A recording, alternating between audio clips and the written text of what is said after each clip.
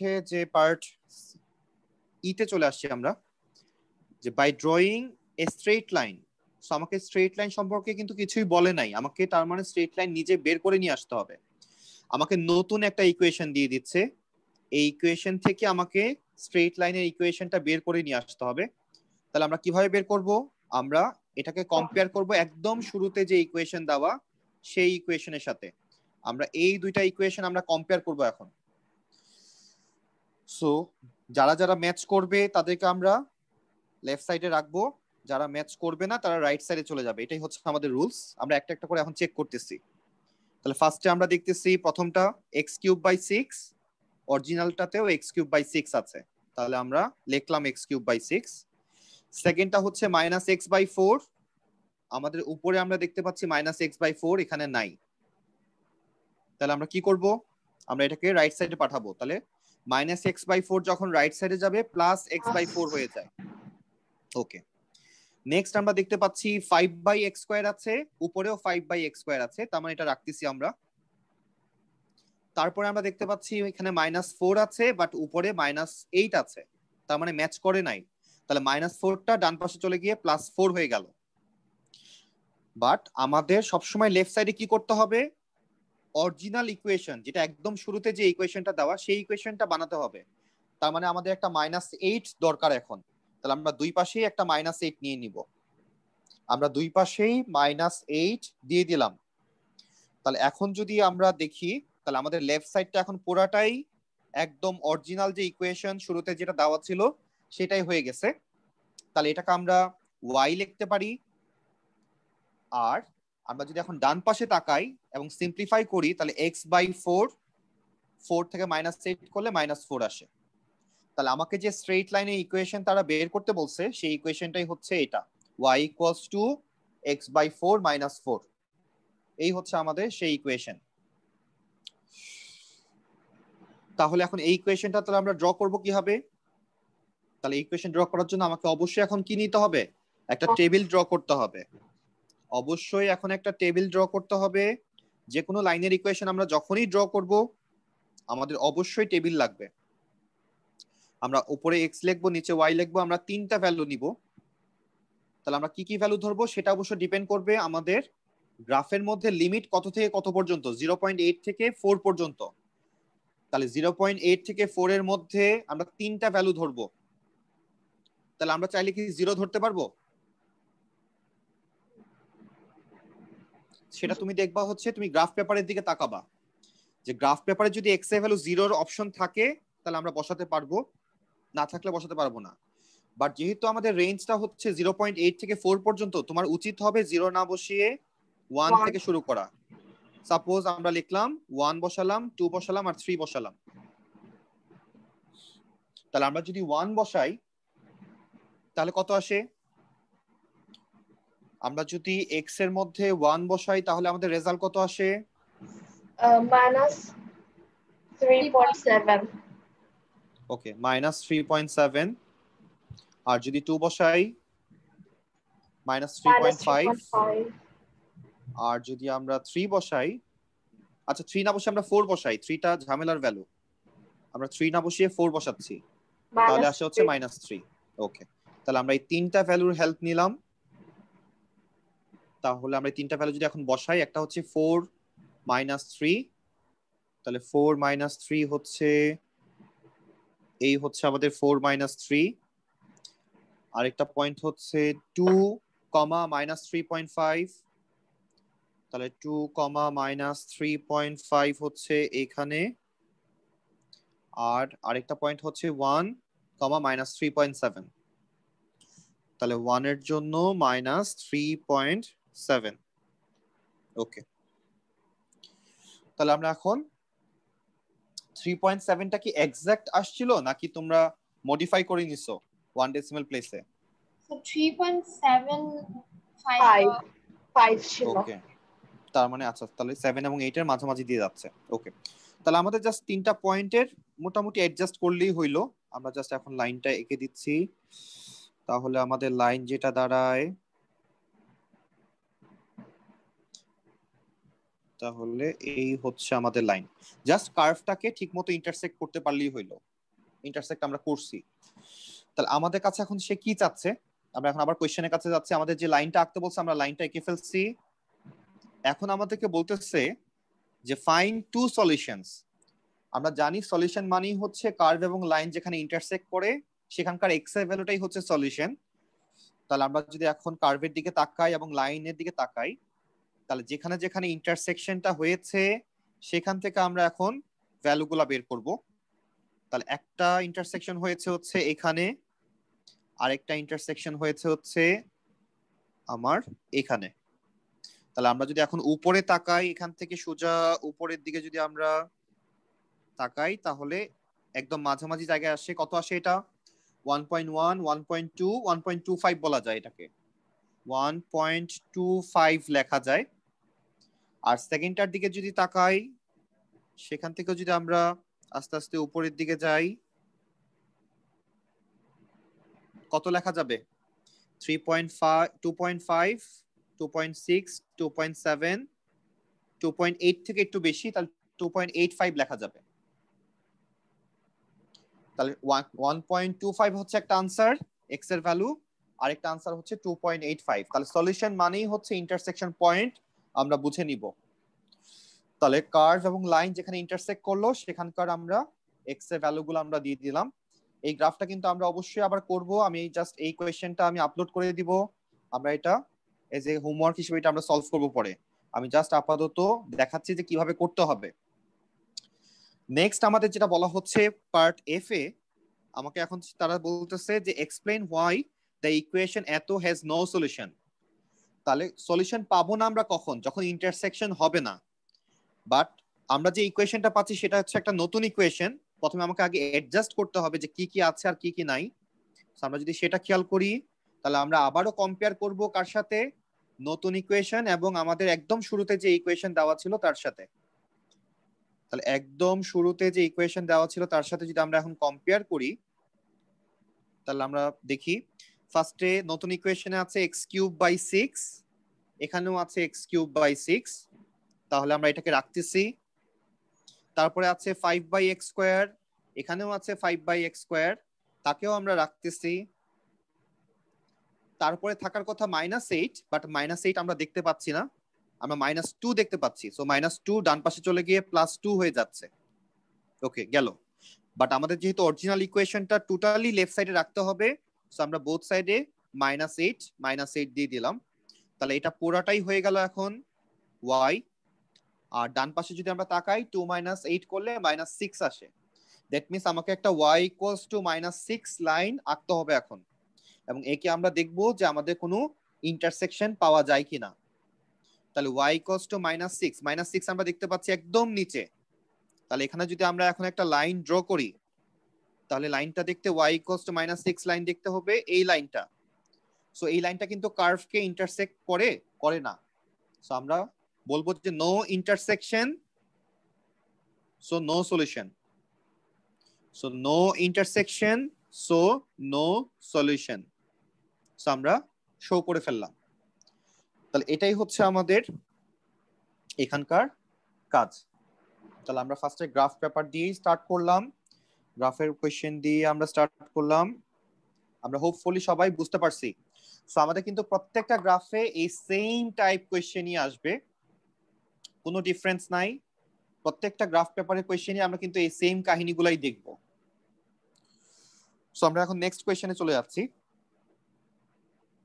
Next আমরা এখন একদম উপরে চলে যাচ্ছি। এখন আমরা সিরিয়ালি 1 বাই 1 নিচের দিকে মুভ করব। তাহলে ফার্স্ট যে কোশ্চেনটা আমরা দেখতে পাচ্ছি এটা কারেন্সির কোশ্চেন, আমরা আপাতত সলভ করব না। নেক্সট হচ্ছে algebra question. y = mx + c formula use করা কখন লাগবে? কোন গ্রাফটা? y = -6 যে লাইনটা আসছে? না স্যার, মানে ফর্মুলাটা ইউজ করা হয় নাই। y = mx + c। আচ্ছা আচ্ছা আচ্ছা আচ্ছা, না ফর্মুলা তো আমরা এই গ্রাফের কোশ্চেনে কখনোই ইউজ করব না। আমরা গ্রাফের কোশ্চেনে কখনোই ফর্মুলা ইউজ করব না। ফর্মুলাটা হচ্ছে গ্রাফ ছাড়া কোশ্চেনগুলোর জন্য। আর গ্রাফের কোশ্চেনে সবসময় আমরা টেবিল ইউজ করব, টেবিল থেকে পয়েন্ট বের করব, সেই পয়েন্টগুলো বসিয়ে আমরা লাইন বের করব। কখনোই তুমি y equals to mx plus c এর কোনো কাজ তুমি সেখানে করবা না, মাথায় রেখো। সেটা হচ্ছে নন গ্রাফিক্যাল যেসব কোয়েশ্চেন আছে সেখানে আমরা ইউজ করব, এখানে না। ওকে, নেক্সট আমরা কিছু কিছু অ্যালজেব্রা কোয়েশ্চেন আমরা সলভ করি, যেমন হচ্ছে এই টাইপ। সো আমরা এই টাইপটা সলভ করব। তাহলে আমাকে ফার্স্টেই যে কাজটা করতে হবে, আমরা আগে এলসিএম করব এখানে। তাহলে আমরা 2/x, তার পাশে আমরা পেপার জি 1 নাকি 2? এটা পেপার 2, 2015 2015 মে 2015 পেপার 2। এটা আমরা লাস্ট দিন পেপার 1 করছিলাম, আজকে আমরা পেপার 2 করতেছি। সো আমরা এলসিএম করে দিচ্ছি, 2 মাইনাস 5x আসে, আর এই পাশে 3 ডিভাইডেড বাই x মাইনাস 2 আসে। সো আমরা যদি এখন ক্রস মাল্টিপ্লাই করি, তাহলে 2 minus 5x into x minus 2 equals to 3x আসে। আমরা এখন মাল্টিপ্লাই করে দিলে 2x minus 4 minus 5x square plus 10x, আর 3x টাকেও আমরা লেফট সাইডে নিয়ে আসতেছি, তাহলে minus 3x equals to 0। therefore minus 5x square 10x minus 3x, তাহলে 7x থাকে, 7x প্লাস 2x করলে প্লাস 9x থাকতেছে, আর লাস্ট পর্যন্ত মাইনাস 4 থাকে ইকুয়ালস টু 0। নর্মালি আমরা x স্কোয়ারের সামনে নেগেটিভ রাখি না, so 5x square minus 9x plus 4 equals to 0। So এখান থেকে আমরা তাহলে এটা সলভ করব, সলভ করি তাহলে। তাহলে x এর ভ্যালু এখান থেকে কি কি আসবে?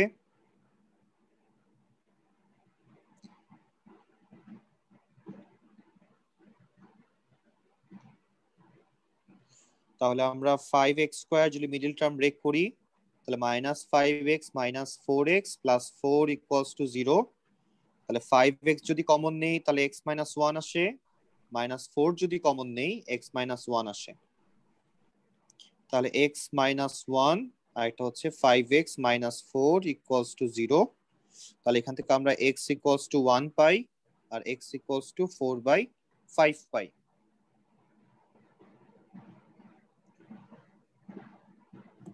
তাহলে এই হচ্ছে আমাদের দুইটা সলিউশন। সো আমরা, এটা ছিল কোয়েশ্চেন নাম্বার 3, মে 15 পেপার 2 এর কোয়েশ্চেন নাম্বার 3 ছিল এটা। সো সিম্পল একটা কোয়েশ্চেন ছিল। এখানে আমাকে কত মার্ক দিচ্ছে তারা? আমাকে 5 মার্কস দিচ্ছে।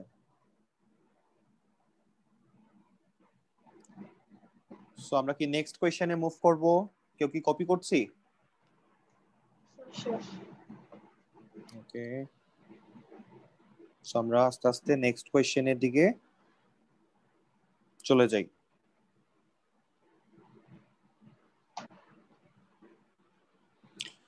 সার্কেল থিওরেম আমরা আপাতত করতেছি না, সার্কেল থিওরেম আমরা আপাতত করতেছি না।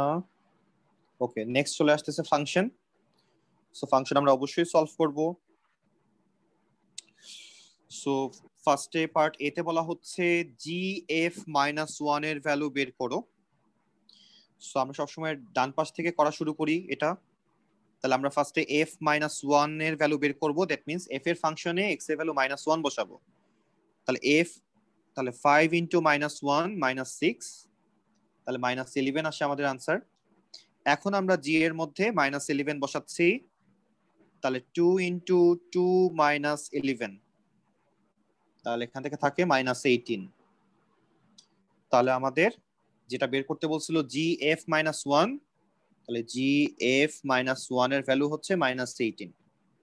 এটা ছিল আমাদের পার্ট এ। পার্ট বি তে বলা হচ্ছে f ইনভার্স x বের করো। আমরা জানি যখনই ইনভার্স ফাংশন বের করতে হয় আমরা y ধরে নিব ফার্স্টে, দেন আমরা x কে সাবজেক্ট করার চেষ্টা করতেছি। তাহলে 5x equals to y plus 6, therefore x equals to আমাদের আসে y plus 6 divided by 5, therefore f inverse x equals to ডান পাশে যত জায়গায় y থাকবে সব x হয়ে যাচ্ছে। তাহলে এই হচ্ছে আমাদের পার্ট বি, আমরা f inverse x বের করে ফেললাম। আমাদের ফাংশনের কোয়েশ্চেন মানেই হচ্ছে ইনভার্স ফাংশন বের করতে দিবে, কম্পোজিট বের করতে দিবে। মাঝে মধ্যে এখন রেঞ্জও বের করতে দেয় 1 মার্কের কোয়েশ্চেন, সো আমরা সেগুলো আস্তে আস্তে সলভ করব। লাস্ট সিতে বলা হচ্ছে এখন fgx ইকুয়ালস টু 3gx দিয়ে আমাকে সলভ করতে হবে। তাহলে আমাকে আগে fgx ফাংশনটা বের করতে হচ্ছে। তাহলে fgx বলতে আমরা যেটা বুঝি যে f এর ফাংশনে আমরা x এর জায়গায় gx এর ভ্যালু বসাবো। তাহলে f এর ফাংশনটা ছিল fx মাইনাস 6। তাহলে আমরা যদি আগে কোয়েশ্চেনটা লিখি fgx ইকুয়ালস টু 3gx যদি হয়, আমাকে সলভ করতে বলা হচ্ছে। তাহলে fx ফাংশনটা ছিল হচ্ছে 5x মাইনাস 6। তাহলে আমরা x এর জায়গায় লিখবো 5gx minus 6 equals to 3 into gx ফাংশনটা ছিল 2 ইন্টু 2 প্লাস x, চাইলে আমরা মাল্টিপ্লাই করে দিতে পারি, 4 প্লাস 2x করে দিতে পারি মাল্টিপ্লাই করে। তাহলে আমরা মাল্টিপ্লাই করে আমরা 4 প্লাস 2x লিখলাম, সেটা হচ্ছে gx এর ভ্যালু। আমরা এই পাশে এখন gx এর ভ্যালু বসাবো, তাহলে 5 ইন্টু 4 প্লাস 2x মাইনাস 6। আর আমরা যদি এই পাশে এখন 3 দিয়ে মাল্টিপ্লাই করে দেই, তাহলে 12 প্লাস 6x আসে। সো আমরা যদি এক্সপ্লেইন করি তাহলে আসতেছে 20 plus 10x minus 6, 12 plus 6x। তাহলে আমরা 6x কে এই পাশে নিয়ে এসে মাইনাস করে দিলাম, আর 12 এর পাশে আমরা 20 মাইনাস 6 করলে আসে 14, তাহলে মাইনাস 14 হয়ে গেল। তাহলে এখান থেকে আমরা পাচ্ছি 4x equals to minus 2, so x equals two minus 2/4, that means minus half. তাহলে এটা ছিল আমাদের পার্ট সি, আমাকে fgx ইকুয়ালস টু 3gx বের করতে বলা হয়েছিল, যেখানে fx ফাংশনটা ছিল হচ্ছে 5x মাইনাস 6 আর gx ফাংশনটা ছিল হচ্ছে 4 প্লাস 2x। তাহলে দুইটা ফাংশন আমরা ইউজ করে আমরা লাস্ট পর্যন্ত x এর ভ্যালু মাইনাস হাফ পেয়ে গেলাম।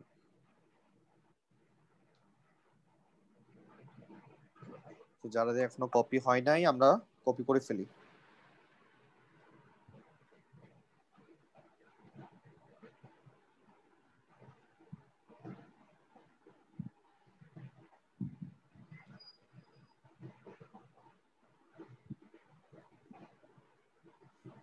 কারো কি বাকি আছে? আচ্ছা,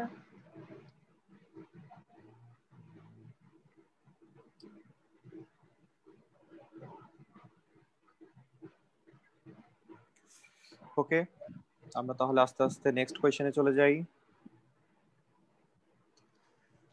সো এই কোয়েশ্চেনটাতে আমাদের মার্ক কত ছিল? আমাকে 8 মার্কস দেওয়া ছিল। সো এই কোয়েশ্চেনটাও মোটামুটি ইজি ছিল, তেমন একটা ঝামেলার কোয়েশ্চেন ছিল না।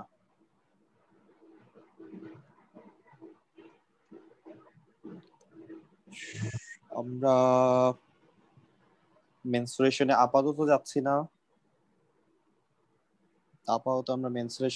না, বাট খুব তাড়াতাড়ি আমরা, যেহেতু আমরা ইকুয়েশন গ্রাফটা টাচ করলাম, এখন আমরা আস্তে আস্তে মেনসুরেশনে যাব। ওকে, নেক্সট আমাদের কাইনেমেটিক্স এর কোয়েশ্চেন চলে আসছে, আমরা সলভ করব এটা। সো আমাদের প্রথমে যেটা দেওয়া, ডিসটেন্সের একটা ইকুয়েশন দেওয়া। এখন বলা হচ্ছে এখান থেকে ভেলোসিটি মানে v বুঝবো, এক্সেলারেশন মানে a বুঝবো, v এর ইকুয়েশন বের করো, এক্সেলারেশনের ইকুয়েশন বের করো। তাহলে আমরা v এর ইকুয়েশন, তার প্রথমে আগে s এর ইকুয়েশনটা লিখে নিচ্ছি আরেকবার। 2t cube plus 7t square plus 13t plus 4। তাহলে আমরা যদি v পেতে চাই, তাহলে আমাকে s কে ডিফারেন্সিয়েশন করতে হবে। তাহলে আমরা জানি ডিফারেন্সিয়েশনের রুলস হচ্ছে পাওয়ার সামনে চলে আসে, পাওয়ার কমে যায়। তাহলে 3 ইন্টু 2 হচ্ছে 6, পাওয়ার স্কয়ার হয়ে গেল। 7 2 যা 14, পাওয়ার 1 হয়ে গেল। 13t কে ডিফারেন্সিয়েশন করলে শুধু 13 লিখবো, আর 4 কে ডিফারেন্সিয়েশন করলে 0 হয়ে যায়। যে কোনো নাম্বারকে ডিফারেন্সিয়েশন করলে আনসারটা 0 আসে যদি নাম্বারটা একা থাকে। তাহলে এটা হচ্ছে আমাদের v এর ইকুয়েশন।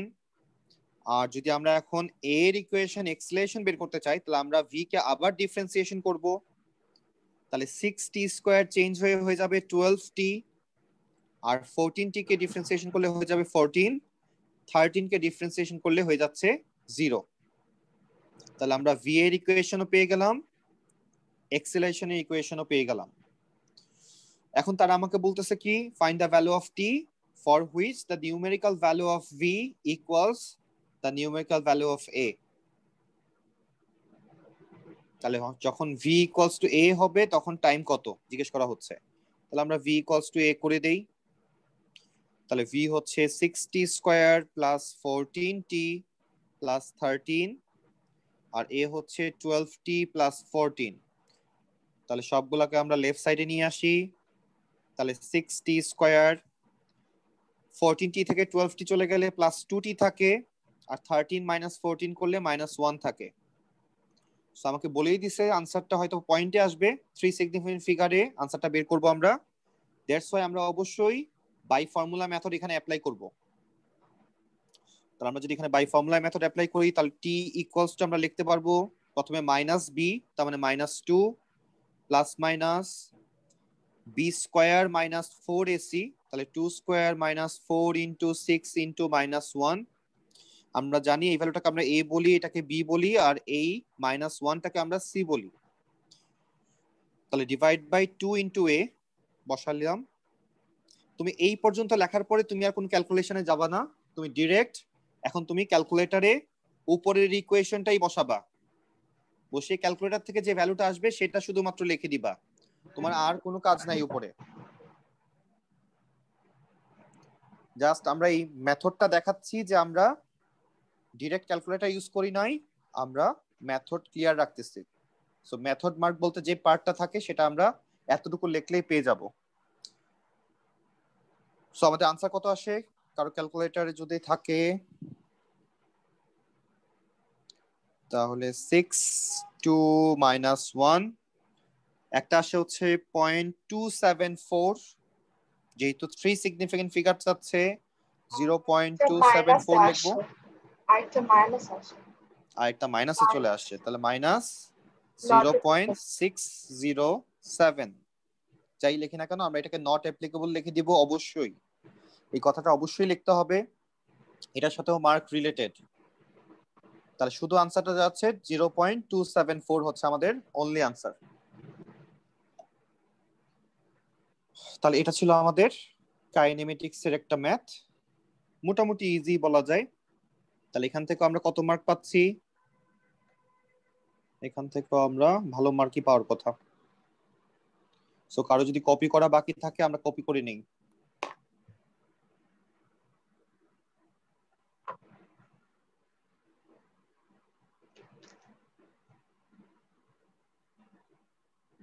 গুনগুন আমরা বুঝতে পারলাম?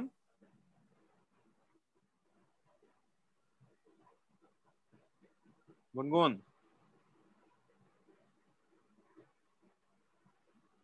জি বুঝছি। ওকে, হ্যাঁ তুমি ভাত খাও নাকি? বলেন। না স্যার, এই তুমি তো মনে হচ্ছে গাড়িতে, তুমি কক্সবাজার যাচ্ছ? না স্যার ওই যে ব্লুটুথ, না ওকে, স্যার নতুন হেডফোন তো নতুন হেডফোন তো একদম 1971 সালের সাউন্ড দিচ্ছে। ওকে, হোপফুলি আমাদের এটা ডান। সো আমরা আজকে নেক্সট কোয়েশ্চেনে চলে যাচ্ছি। আমাদের আনসার গুলা আজকে আসলে রিকমেন্ড করার যে লোকটা ছিল সেই লোকটা আজকে নাই, আমরা আজকে আনসার গুলা চেক করতে পারতেছি না। হ্যাঁ সে বাইরে গেছে, সে বাইরে ঘুরতেছে, এটা আমাকে জানাইছে। ঠিক আছে, সমস্যা নাই। নেক্সট আমরা ম্যাট্রিক্স এর ট্রান্সফরমেশনের কোশ্চেন পাচ্ছি, এটা আমরা আপাতত যাচ্ছি না, আমরা কিছু কিছু ইম্পর্টেন্ট টপিক রেখে যাচ্ছি, যেটা হচ্ছে এটার মধ্যে একটা হচ্ছে ট্রান্সফরমেশন, আরেকটা হচ্ছে সার্কেল থিওরেম, কারণ এগুলাতে আমাদের একটু বেশি প্র্যাকটিস লাগবে, তাছাড়া আমরা রিগেইন করতে পারবো না, আমাদের যে নলেজটা ছিল এই রিলেটেড সেটার জন্য আমাদের একটু বেশি প্র্যাকটিস লাগবে, এই জন্য আমরা একটু টাইম নিচ্ছি এই জিনিসগুলোর জন্য। সো নেক্সট আমাদের যেটা আসতেছে স্ট্যাটিস্টিক্স এর পার্ট, হিস্টোগ্রাম। তো হিস্টোগ্রামের ইকুয়েশনটা আমাদের সলভ করি আমরা। তার প্রথমে আমাকে বলতেছে যে একটা টেবিল দেওয়া মিন বের করতে। তাহলে আমরা মিন বের করে ফেলি। যখনই আমরা রেঞ্জ ফরম্যাটে কোনো কোয়েশ্চেন পাই, মিন বের করার জন্য আমাকে অবশ্যই কি করতে হবে, মিড পয়েন্ট বের করতে হবে। সো আমরা মিড পয়েন্ট নামে আমরা আরেকটা ঘর করে নিব। এখানে আমরা সব মিড পয়েন্ট গুলা চাইলে আগে থেকে বসাই নিতে পারি, আর যারা এক্সপার্ট তারা আমরা ডিরেক্ট করলেও সমস্যা নাই। তাহলে 0 থেকে 30 মিড পয়েন্ট হচ্ছে 15, তারপরটা 35, তারপরটা 50, তারপরটায় 70 আসবে, তারপরটায় 85 আসবে। কারো যদি মিড পয়েন্ট বের করতে সমস্যা হয় তাহলে জাস্ট দুইটা লিমিটকে অ্যাড করে দিয়ে 2 দিয়ে ডিভাইড করে দিবা, তাহলেই আমাদের মিড পয়েন্ট চলে আসবে। এখন আমাদের মিন বের করার জন্য যে ফর্মুলাটা জানা দরকার সেটা হচ্ছে মিড পয়েন্ট ইনটু ফ্রিকোয়েন্সি। আমরা মাল্টিপ্লাই করব আর প্লাস করতে থাকবো। দ্যাট মিন্স আমরা লিখবো 15 ইনটু 10 প্লাস 35 ইনটু 14 প্লাস, এভাবে আমরা চলতে থাকবে জিনিসটা। এবং টোটালটাকে আমরা ডিভাইড করব টোটাল ফ্রিকোয়েন্সি দিয়ে। মাঝে মধ্যে কোয়েশ্চেনে টোটাল ফ্রিকোয়েন্সিটা দেওয়া থাকে, যেমন এই কোয়েশ্চেনে দেওয়া 200, আমরা উপরে দেখতে পাবো। তাহলে আমরা 200 দিয়ে নিচে ডিভাইড করে দিব। আমরা এখানে অনেকেই একটা ভুল করে থাকি, আমরা জাস্ট টেবিল কাউন্ট করে 1 2 3 4 5 আমরা 5 দিয়ে ডিভাইড করে দেই। এই ভুলটা আমরা কপি চেক করতে গেলে এটা কিন্তু আমরা পাই, এই ভুলটা এখানে করা যাবে না। এখানে আমাকে সবসময় টোটাল ফ্রিকোয়েন্সি দিয়ে ডিভাইড করতে হচ্ছে। তাহলে সেটা হচ্ছে 200। তাহলে আনসারটা কত আসে সেটা আমরা বের করব টু দা নিয়ারেস্ট মিনিট। এখান থেকে যে আনসারটা আসবে সেটা একটা মিনিটের আনসার, সেটা নিয়ারেস্ট মিনিটে দিতে হবে, কোনো পয়েন্টে রাখা যাবে না, এটাই বলা হচ্ছে।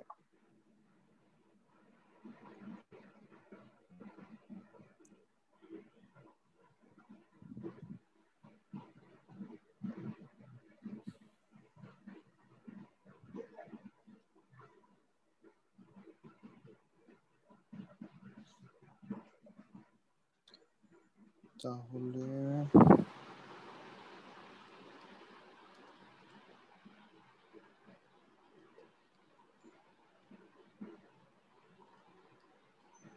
Sir, 58.2. So 58 minutes. Point 2. 58.2। জি ওকে, তাহলে 58.2 যদি আমাদের আসে মিনের ভ্যালু, তাহলে আমরা 58.2 কি লিখবো? না, লিখবো না। আমরা লিখবো কত? 58 লিখবো, বিকজ আমাদেরকে আনসারটা নিয়ারেস্ট মিনিটে দিতে বলা হচ্ছিল। সো আমরা এখানে পয়েন্টে আনসার রাখবো না, তাহলে শুধু 58 আমরা আমাদের আনসার। তাহলে এটা ছিল আমাদের পার্ট এ। নেক্সট আমাকে বলা হচ্ছে যে ড্র হিস্টোগ্রাম। তাহলে হিস্টোগ্রাম ড্র করার জন্য আমাদের এক্সট্রা আরেকটা জিনিস লাগে, সেটা হচ্ছে ফ্রিকোয়েন্সি ডেনসিটি। তাহলে আমরা নিচে এখন আমরা ফ্রিকোয়েন্সি ডেনসিটির জন্য আরেকটা বক্স করে নিব এবং ফ্রিকোয়েন্সি ডেনসিটি বের করব। তাহলে ফ্রিকোয়েন্সি ডেনসিটি বের করতে গেলে আমাকে frequency divided by class width করতে হয়। তাহলে আমরা নিচে ফ্রিকোয়েন্সি ডেনসিটি নাম দিলাম। তাহলে প্রথমটার জন্য ফ্রিকোয়েন্সি হচ্ছে 10, ক্লাস উইডথ হচ্ছে 30। তাহলে 10 ডিভাইডেড বাই 30 করলে 1/3 আসে, যেটাকে 0.33 লেখা যায়, পয়েন্টে নিয়ে নিলাম কারণ একটু পরে লাগবে। তারপরেরটার জন্য 14 ডিভাইডেড বাই 10, তাহলে 1.4। তারপরেরটার জন্য 90 ডিভাইডেড বাই 20, 4.5 আসে। তারপরেরটার জন্য 54 ডিভাইডেড বাই 20, 2.7 আসে। তারপরেরটার জন্য 32 ডিভাইডেড বাই 10, তাহলে 3.2 আসে। তাহলে আমরা সবগুলা ভ্যালুর ফ্রিকোয়েন্সি ডেনসিটি আমরা বের করে নিলাম। তাহলে এখন আমাদেরকে গ্রাফ পেপারে এটা বসাতে হবে। তাহলে ফ্রিকোয়েন্সি ডেনসিটিকে আমরা হাইট হিসেবে কাউন্ট করব, আর বাকি রেঞ্জগুলো আমরা ঠিকভাবেই দিব। সো কেউ একজন একটু লিখে নাও ভ্যালুগুলো, 0.33, 1.4, 4.5, 2.7 এবং লাস্টেরটা হচ্ছে 3.2।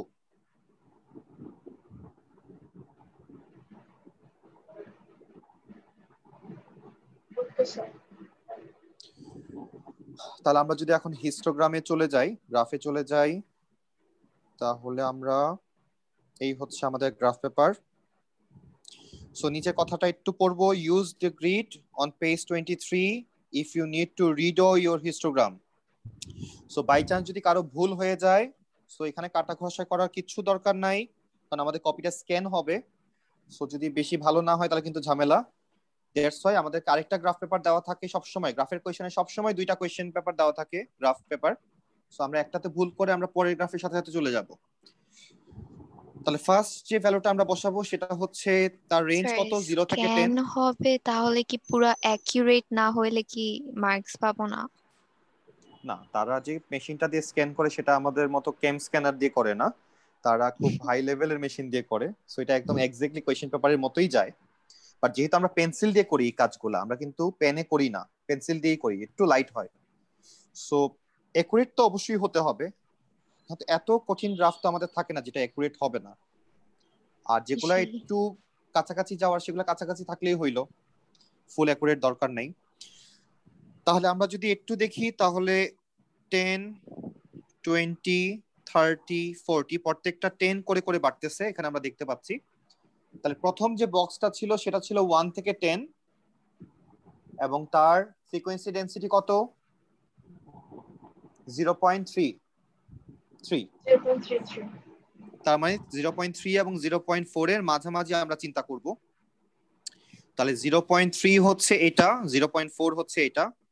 তাহলে আমরা কি করব এখন, তাহলে আমিও পেন্সিল নিয়ে নিলাম। তাহলে আমরা এখন 0.33 বলতে আমরা 0.33 বলতে আমরা মাঝামাঝি ধরে নিতে পারি। সো খুব বেশি 19-20 চিন্তা করার দরকার নাই। তাহলে এটা হচ্ছে আমাদের ফার্স্ট হিস্টোগ্রাম আমরা আঁকলাম। তারপরেরটা ছিল কত, 10 থেকে 20। 10 থেকে 20 এর জন্য ছিল 1.4। তাহলে 1.4 হচ্ছে আমাদের এটা। নেক্সট কত ছিল, 4.5। কার জন্য, 20 থেকে 40। তাহলে 4.5 যদি আমরা দেই, 4.5 একদম উপরে চলে যাচ্ছি আমরা। তাহলে 40 থেকে 50, 20 থেকে 40 এর জন্য ছিল এটা। আমি ঠিক বলতেছি কিনা একটু বইলো, তাছাড়া কিন্তু ভুল হয়ে যাবে আমাদের রেঞ্জটা কিন্তু। এই যে ভুল হয়ে গেছে, প্রথমটাই ছিল 0 থেকে 30, আমরা 0 থেকে 10 বলতেছি, আমি কেউ কিছু বলতেছে না। প্রথমটা হচ্ছে 0 থেকে 30, 30 থেকে 40, তারপরে সব হচ্ছে 20 করে বাড়তেছে। ওকে, তাহলে প্রথমটাই তো আমাদের ভুল হয়ে গেছে। তাহলে আমরা আগে রেঞ্জ গুলো বসাই নেই। তাহলে 0 থেকে 30 হচ্ছে একটা, তাহলে এই হচ্ছে একটা। নেক্সট আমাদের কত ছিল, 30 থেকে 40 একটা, দেন 40 থেকে 60, 60 থেকে 80, 80 থেকে 90। প্রথমটা আমাদের আসছে হচ্ছে 0.33, 0 থেকে 30 এর জন্য। তাহলে আমরা দিলাম 0.33। তাহলে এটা হচ্ছে 0.33। নেক্সট 30 থেকে 40 এর জন্য আমাদের কত আসছে, 2.4, 1.4। তাহলে আমরা দিলাম 1.4। নেক্সট আমাদের কি আসছে, 4.5। সো আমরা উপরটা মুছে দিচ্ছি। তাহলে আমরা 4.5 দিব, দিলাম 4.5।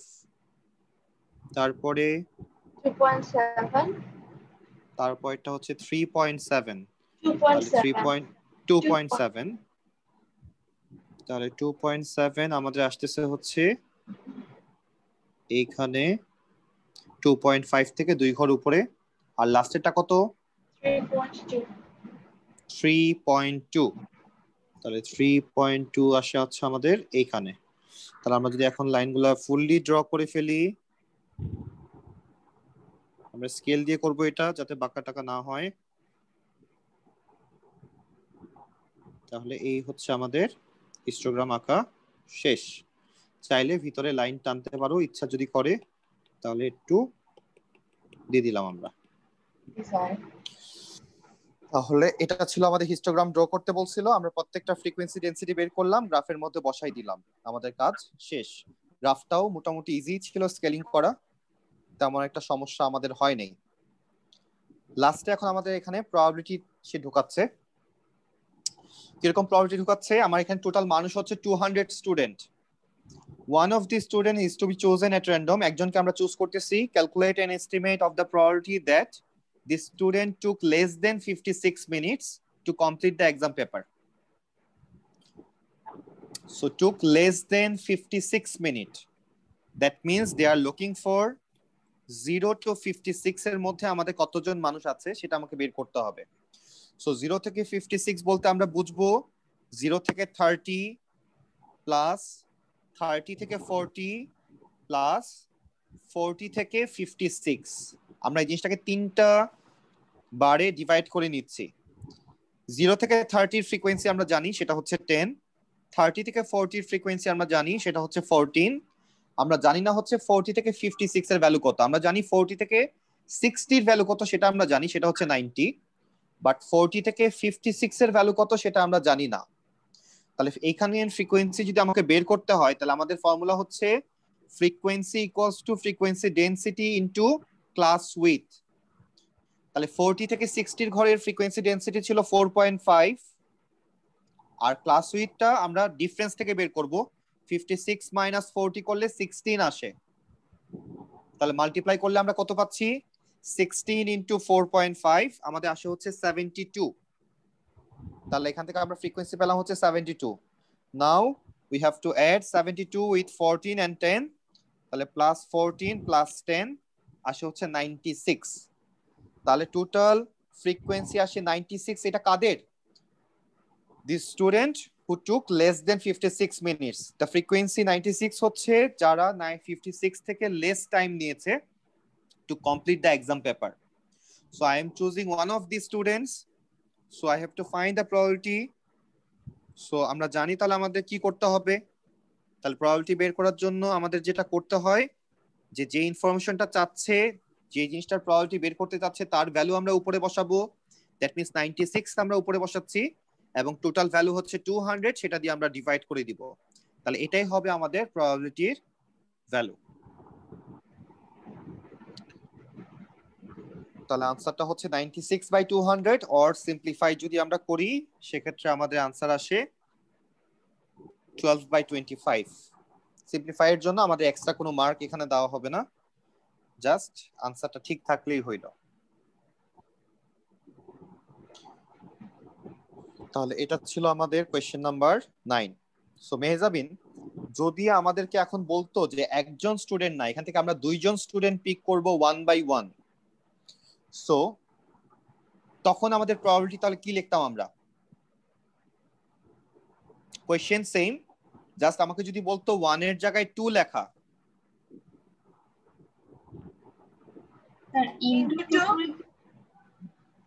নো ইনটু 2 কেন? তাহলে প্রথম জনকে যখন পিক করছি তখন 96/200 এন্ড সেকেন্ড জনকে যখন পিক করছি একজন মানুষ কমে গেছে, তাহলে এখন 199 আর উপরে হবে 95, কারণ প্রথমে একজনকে আমি তুলে ফেলছি ওই জায়গা থেকে, সে তো কমে গেল। সো টোটাল থেকেও কমাইতে হবে, উপরের থেকেও কমাইতে হবে। যদি আমাকে বলতো এরকম তিনজন স্টুডেন্টকে পিক করো, তাহলে তারপরে কি লিখতাম 94/198। চারজন স্টুডেন্টকে পিক করো, তারপরে লিখতাম 93/197। এই জিনিসটা মাথায় রাখবো আমরা। মাঝে মধ্যে কিন্তু দুইটা স্টুডেন্টকেও পিক করতে বলে, সো আমরা এই জিনিসটা ফলো করব। আর যদি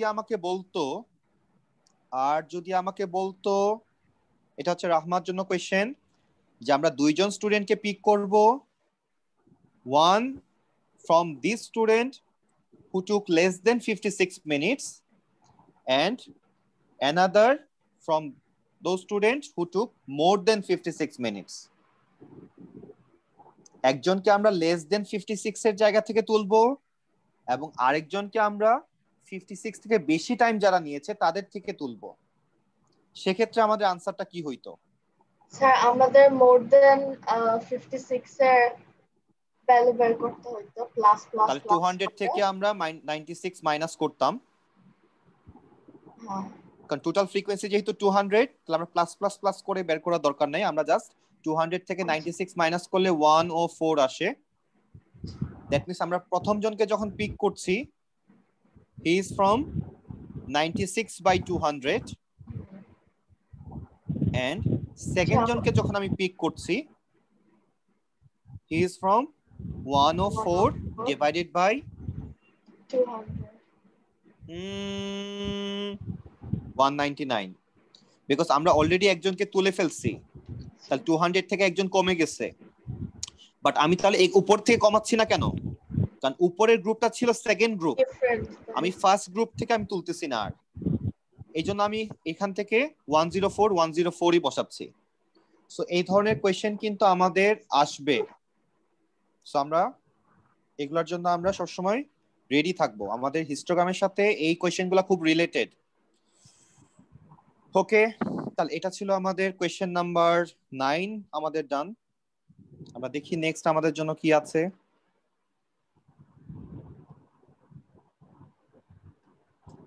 নেক্সট আমাদের জন্য ভেক্টরের কোয়েশ্চেন, আমরা আপাতত যাচ্ছি না ভেক্টরের কোয়েশ্চেনে। সো আমাদের এই কোয়েশ্চেন পেপার আমাদের মোটামুটি ডান। তাহলে এই গ্রাফের কোয়েশ্চেনটা আমি অবশ্যই গুগল ক্লাসরুমে রাতের বেলা আপলোড করব। আমরা অবশ্যই এটা নিজেরা একদম গ্রাফ পেপারে সুন্দর করে আমরা সাবমিট করব হোমওয়ার্কটা। সো আজকে আমরা এই পর্যন্তই করতেছি, আর করব না।